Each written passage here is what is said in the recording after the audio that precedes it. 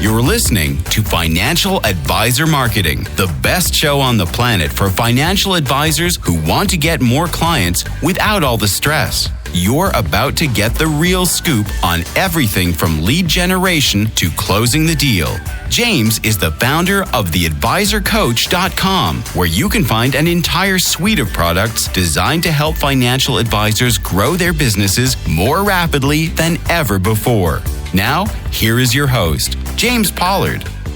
Welcome to Financial Advisor Marketing. This is, in my opinion, my obviously biased opinion, the best show on the planet for financial advisors who want to ramp up their marketing. And I feel really good today. I spent this morning working on my monthly paper and ink newsletter, and I must say that my inner circle members have got some good stuff coming up. And speaking of good stuff, I should mention that this podcast is going to be chock full of good stuff, Jonathan. As always. And I have another announcement. I recently released a brand new product called The Big Book of Business Building Secrets for Financial Advisors. And it's my newest product. It's a physical book. There is no digital download component whatsoever. There's not a PDF of it. There's no instant download like I normally do, nothing like that. It's a physical book, and it's over 400 pages. It's 429 to be exact. Well, like 430, 431 if you count the hardcover, leather bound. Well, Bible marketing. Yes, it's soft cover though. And I actually did a survey. I said, would people prefer hardcover or soft cover? And the overwhelming response was actually soft cover. It was not hardcover. So that's a lesson in knowing your market and getting their opinion, because I honestly would have assumed that a hardcover book would have been preferred, but it wasn't. And I'm glad I didn't assume that. I'm glad I asked my market what they wanted, and they said they want soft cover, so here it is. But the thing is, it's not cheap. The Big Book of Business Building Secrets is $595. How dare you charge that for a book, James? How dare I charge what it's a fraction of what it's worth? Because, and you have to think about it this way. I got an email from a financial advisor who he was asking me something completely different, but his business is set up where he charges a monthly retainer. And I mean, he does a fee-based structure with assets under management, but for people who have less than I think it was $250,000 in assets, he charges them like $250 a month. So you have to think about it this way. If he bought the Big Book of Business Building Secrets at $595 and he got one client, at $250 per month. And this is someone who has less than $250,000. I'm not even assuming that they have $500K or $1 million. I'm just assuming that his bottom of the barrel fee, the lowest he charges, $250 per month. All he needs is one client, and to keep that client less than 3 months. And the book pays for itself.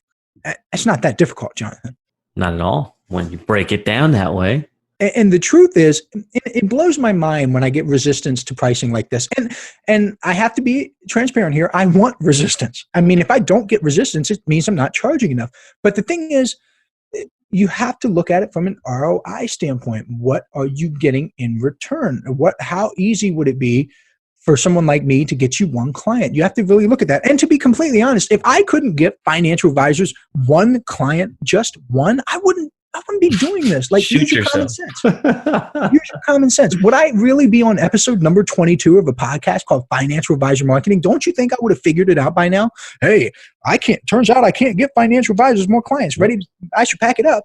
I've been doing this stuff for years, literally years.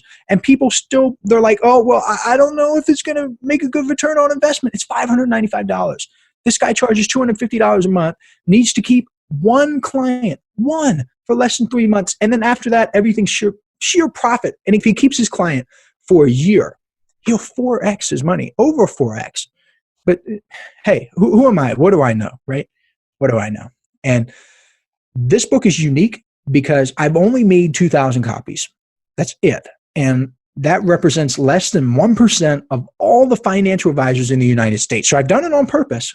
There's actually like 271,000, so it's significantly less, but rounding up, it's about 1% of all financial advisors, and that's the goal. I want to get this thing in the hands of only 1%.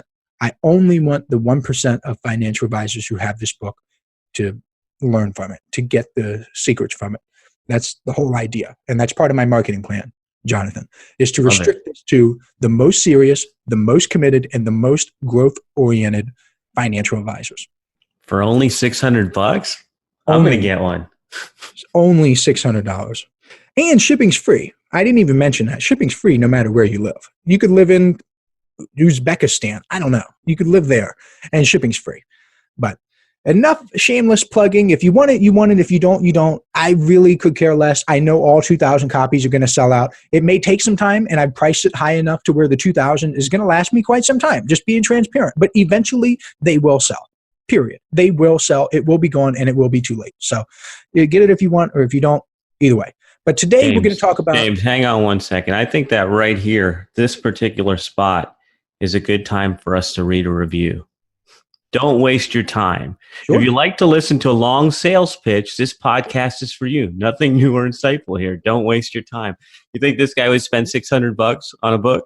No, never, ever. Because pessimists like that, they don't invest in themselves.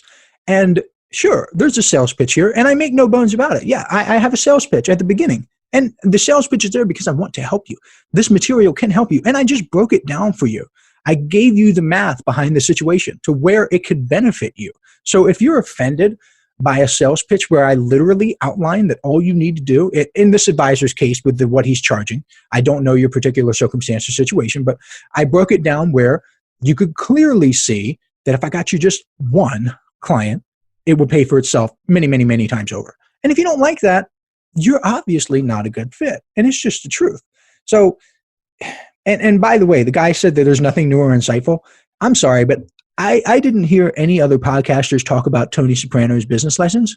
Ever. That seemed pretty new to me. I haven't heard any other financial advisor marketing experts talk about deep sleep and upgrading your machine and how you can hack your brain and get the most out of your business that way. I haven't heard any people talking about that. So that's pretty new, right? Sure.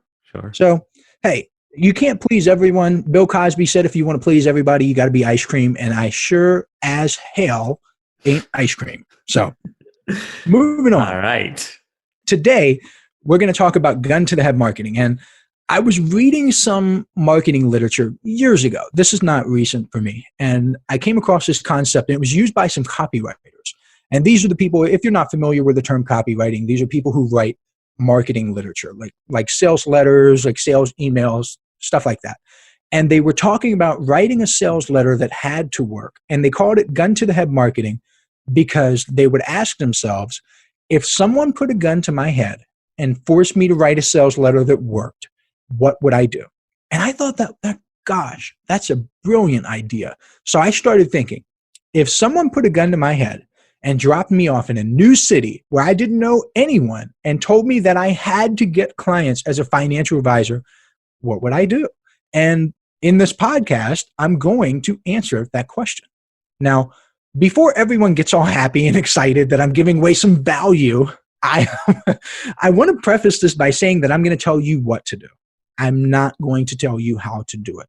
And again, here's a little sales pitch here. If you want the nitty-gritty about how to do it, you've got to buy my products and subscribe to the newsletter. It's that simple. If you think I'm giving away the most valuable information away for free on a podcast, you're sadly mistaken. And this stuff is valuable. It really is valuable information. And I am giving away valuable information for free, but I'm not giving you the most valuable stuff. But you can still learn a lot from the podcast. So listen up, pay attention. I'm going to tell you step by step exactly what I would do if I had to get clients. So first, I would pick a niche. That's step number one before anything else, because without a niche, the rest of this stuff becomes less effective. Next, I would plant the seeds with some centers of influence in my area. And by centers of influence, I mean CPAs and estate attorneys. I would not try to do anything with them right away because I wouldn't have any clients yet. I kind of need clients before I do this stuff. But I would start educating them. I would start helping them in any way I could. And if you listen to the last episode, I talked about this at the end, how you need to understand how important these relationships are. So what you should do is make a list of centers of influence. And by that, estate attorneys, CPAs, realtors, real estate agents, luxury brokers, just start reaching out to them. It's simple. And there's a certain sequence that you want to follow, and there's a certain way you want to approach it. but that information is reserved for customers only. And there's nothing wrong with me saying that. But I just gave you the gold. The gold here is make a list of centers of influence. So far, so good, Jonathan? I'm on it, buddy. Writing notes. Oh, that's nice. And I'm telling these people what to do, but not how to do it. And I keep biting my tongue because I want to ask you at the end of each one. How? But how would you? I will grant one how question. What's one how question that you are thinking of? Hey, financial advisors. Are you ready to take your business to the next level and get more clients with less stress? I invite you to join the James Pollard Inner Circle, a paper and ink newsletter that gets delivered directly to your door every month. When you join now, you'll also get a 90-minute instant download called 5 Keys to Success for Financial Advisors, a $97 value for absolutely free. All you have to do is head over to theadvisorcoach.com/newsletter and join today. All right. When you're reaching out to the attorneys and the centers of influence, how do you start that when you don't have any clients? You explain who you are, what you do, and you're just transparent with them. You're completely honest. You say, I'm a financial advisor in this area. I intend to work with this person.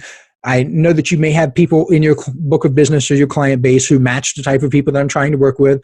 My goal here is to end up working with you in the future. It doesn't have to be right away, but I would like to form a relationship.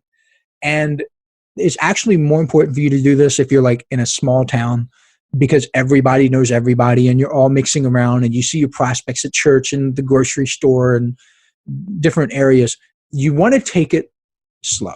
A lot of people try to rush in and they try to do like a joint venture or something.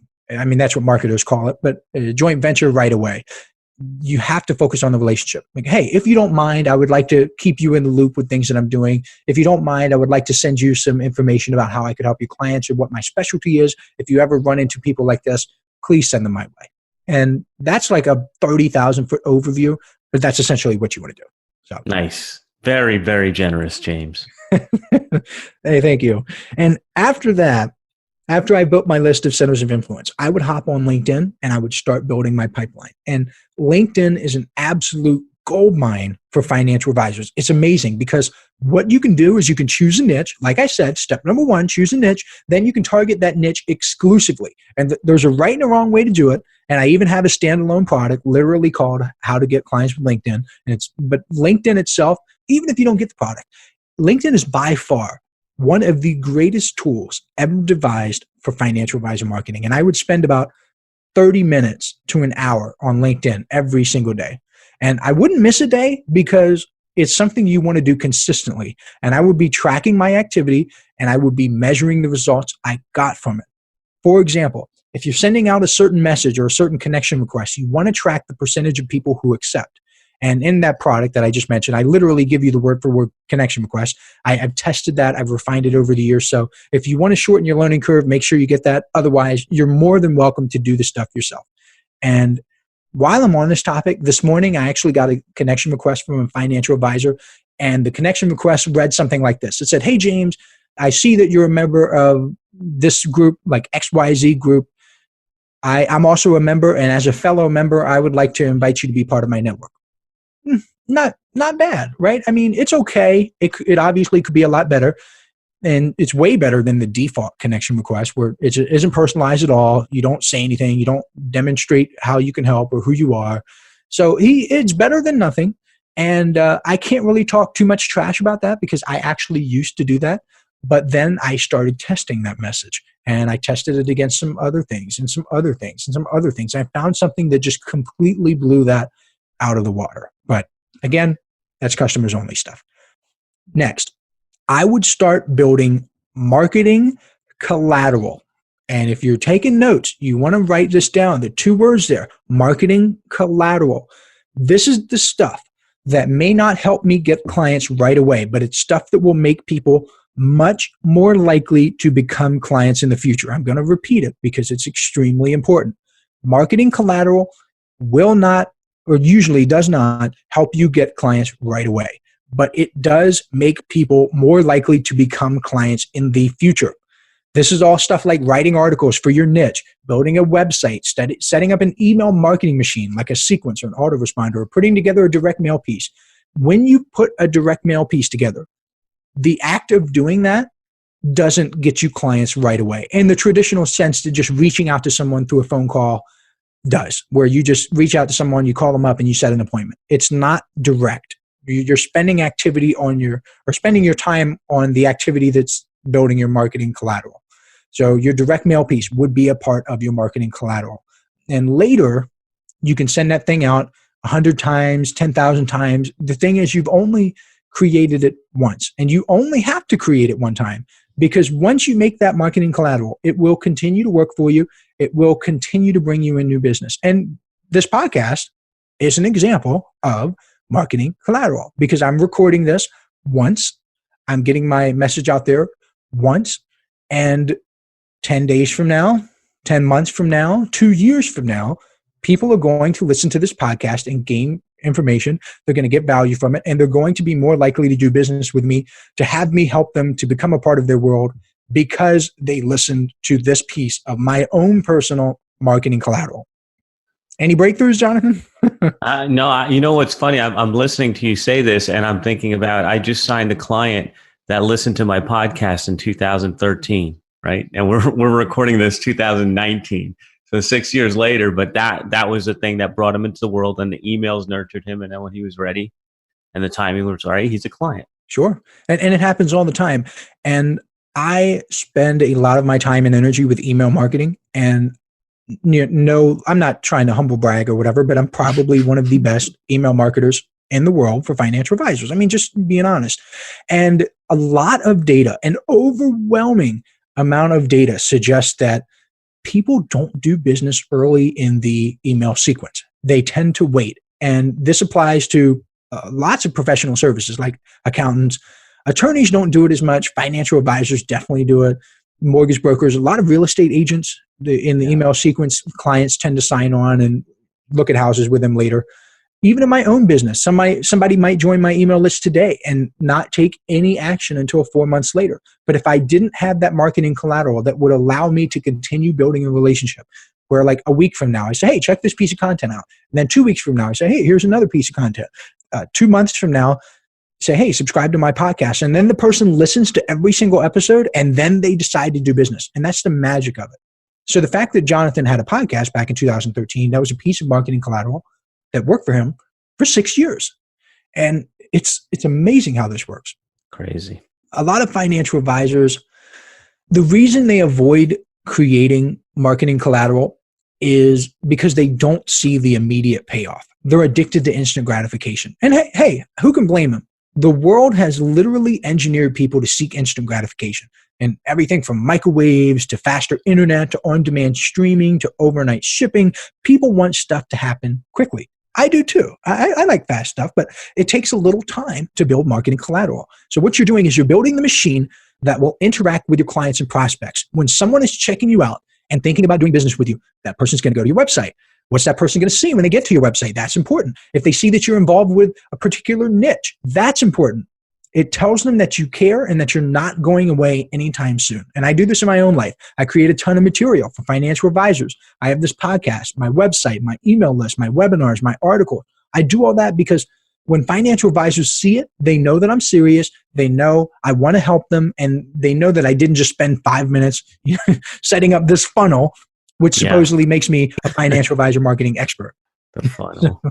No funnel. No funnel for me, Jonathan. Damn it, man. And that's what kind of, it's a head scratcher for me, because I know that using some of these popular marketing softwares, you can literally create a landing page, or what some people will call a website. It's not a full website. It's just a couple pages. You can create this stuff in like 5 minutes. So within 5 minutes, someone could create a funnel and have it set up and running to try to position themselves as a financial advisor marketing expert. But you know what doesn't take 5 minutes, Jonathan? What's that?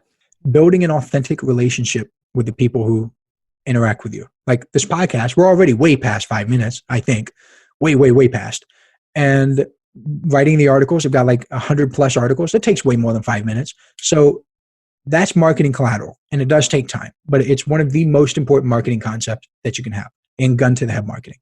And even though it's counterintuitive, like in a gun to the head marketing situation, I'm not going to go out and desperately try to get clients right away. A lot of people might do that if it was a gun to the head situation. But if I absolutely had to make it work, and I absolutely had to create a system that would bring in clients, that's what I would do. And the final step is I would take the pipeline that I built and I would start putting it through my marketing machine. Again, this is simple stuff. I've talked about this before on previous podcast episodes. People think they have a complex problem, so they look for a complex solution. Getting clients is not that difficult, and it doesn't have to be as long as you know what you're doing. What you want to do is you want to take a group of prospects, essentially your pipeline, and you want to start introducing yourself to them and explaining how you can help them. Your marketing machine can do that for you. Your marketing collateral will help you seal the deal. I take my marketing machine, for example, email marketing. We'll go back to email marketing. Email marketing is an example of my marketing machine. Every single day I sit down, I type an email out, I send it out to my email list. The email list itself and the autoresponder, all that, that's part of the machine. And then the people go to my marketing collateral as a result of my machine, and they say, wow, maybe this person can help me, and they do business with you. And it doesn't really matter how you reach out to your prospects. You could do cold calls, you could do direct mail, you could do social media, you could do whatever you want. But the point is that by building this foundation, you will have set yourself up to succeed. And I can virtually guarantee that if I reach out to prospects after doing those things, they would be significantly more likely to set an appointment with me and eventually become a client of mine. So I dropped some gems in this episode, Jonathan. Absolute gems. Too much. And there's some value. Get it out of the way. No, giving it all away, man. Oh, giving it all away. I'm not giving it all away. I've got some secrets up my sleeve, but there's some value. So for the people who say it's nothing but a sales pitch, hey, a big part of it is a sales pitch, but you can't. Better believe it. Yeah, you can't honestly go through this episode that we just had and say that there wasn't anything there that you could use. Like literally almost everything is directly applicable. And I just gave you the secret sauce, the formula. I just didn't show you how to do it. So amazing. We're pretty much done here. Cool. What's up for next time? So next time, we're going to go back to my early days, and we're going to talk about 3 things casinos can teach financial advisors about marketing. Because I used to work in a casino. I did the marketing for the casino and as part of the marketing department. And in a lot of ways, it was the most important marketing education I ever got, because you're taking people, you're basically getting people in the building and making them lose money. That's really what the business is. So if I could get people to come into a building and throw money away, surely I can help you get more clients. No kidding. All right. Another financial advisor marketing podcast is in the can. We will be back in your earbuds next time. Thank you for tuning in. This is thepodcastfactory.com.